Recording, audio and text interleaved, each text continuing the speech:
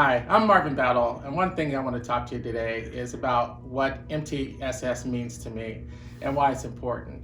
Now, we've always talked about and got the sheets of talking about the why, the how, and the what, but today I want to talk to you a little bit about my story and who I am. The face behind this smile, as you would say. The what, of course, is always, what do we do for students, or what do we try to accomplish? I've been here in the district for 25 years. I was 23 years as a band director. I've had 18 years at being the Fine Arts Department chair and the director of bands. During that time, I was also a coordinator of instrument and music here in the district. I've won more than 600 awards with the programs, and the last 2 years I've also been a high school administrator. So what it is that what we do, we always try to teach, we try to inspire kids, and we try to motivate, and we try to do whatever we can for kids. That's the easy part. That's the outside of the circle, is what we do. The next one, how. Well, that one is a little bit more difficult when we think about it, because there's so many things, especially in this year with COVID, of trying to figure out how do we best service our kids with the things we do. As administrator, now how can I motivate my staff, who also may be struggling at times with some of the mental anxieties of things as we start the school year, things change frequently. You get different things from the CDC or different guidelines, where we're being hybrid, we're full, remote, or whatever, things that change frequently that also kind of made some anxiety happen for some teachers who are used to doing things in a very succinct way, say this is what we do, this is from A, we'll always end up with Z. But when you throw some variables in there, I think it was a little tough for some people to adjust to. And now we'll get to the why. Why is it we do what we do and how we do it? Now, this is the part that many people don't know about me. Yes, as a band director, winning more than 600 awards, but they don't know that with a former principal that we had here, one day I came up to him, I said, how many more awards do we need to win? And he looked at me funny because he didn't understand it. I was like, well, after we won the first 100, I said, who cares? Because through all that success that we had in the program, winning was never my why of what we do, and why I was doing it. So I'm gonna take you back in time to tell you the story about a boy that I know. This boy grew up, was from a pretty poor family, didn't have much. Through elementary school, actually had a speech impediment and had reading resources, what they had. Those services continued up until 7th grade, and then I guess at that time they figured everything was fine. But this kid still struggled in a lot of the classes, failed every spelling test they ever had, failed everything they had to do, anything with spelling in English, and never knew why. And during those times, there wasn't a lot of services or things brought and put forth in there. So if the parents didn't know why, they figured that, well, it just must not be studying hard enough. And so there was a lot of struggles that happened at home. Sometimes I tell people that my dad was a very verbally abusive person. Because when you grow up in that age, when you say, well, you just work harder. You must not be studying hard enough.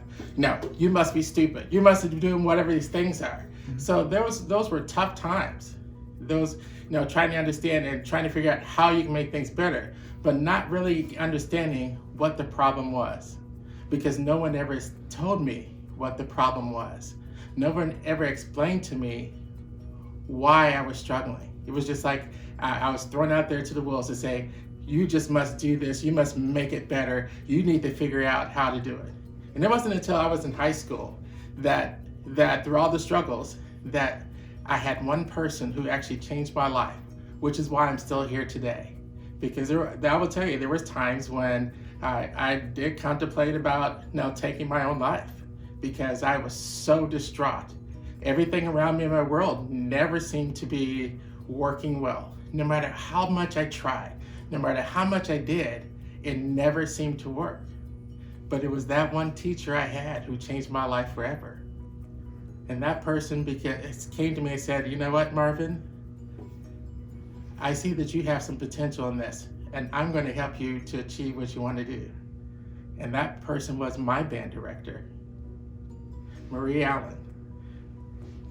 She was the only one that I had in my life at the time who looked beyond the failings of this poor little black kid who struggled in most of the classes, who didn't know why, but saw something special in me. She took the time to say, this kid means something. This kid can be special. So when you go back to think about where I am, what I did in my career, it started in the humble beginnings from one teacher who actually took the time to care about me. So why do I do what I do?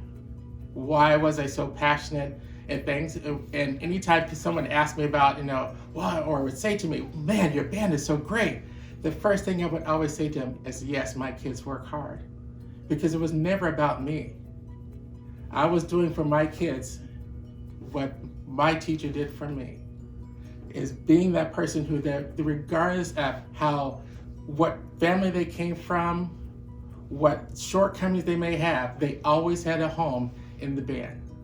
I would do whatever it took from it. If they needed to have an extra ensemble, I would give up my time for them because I was going to be that person to be that why we do what we do, to show them that there is a better way, that they can accomplish and be whoever they want to be.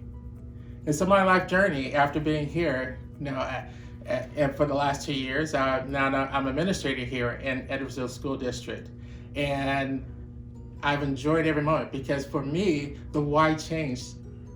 Because not only could I do those things, and I felt that I was so blessed for so many years to be able to touch and influence kids in a positive way for so many years, now I get to influence staff and an entire school to show them that they can accomplish whatever they want to accomplish. Over at Edwardsville South, I have an entire school full of kids who were just like me. Kids who for some of them who were never given a chance, who were thrown off, they said, okay, well, they fell in every class, so we're just gonna send them over there to South, and maybe things will get fixed for them over there.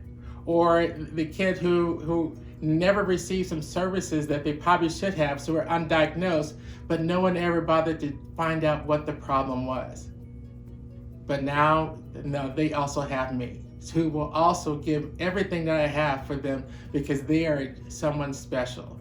So when you ask me why and what my why is because I have a disability. I'm dyslexic and have been, and it took me until I was an adult to actually be diagnosed from a doctor to figure out why. So all the years when I've struggled for all of these times and not knowing what was wrong with me, well, there is nothing that's wrong with me.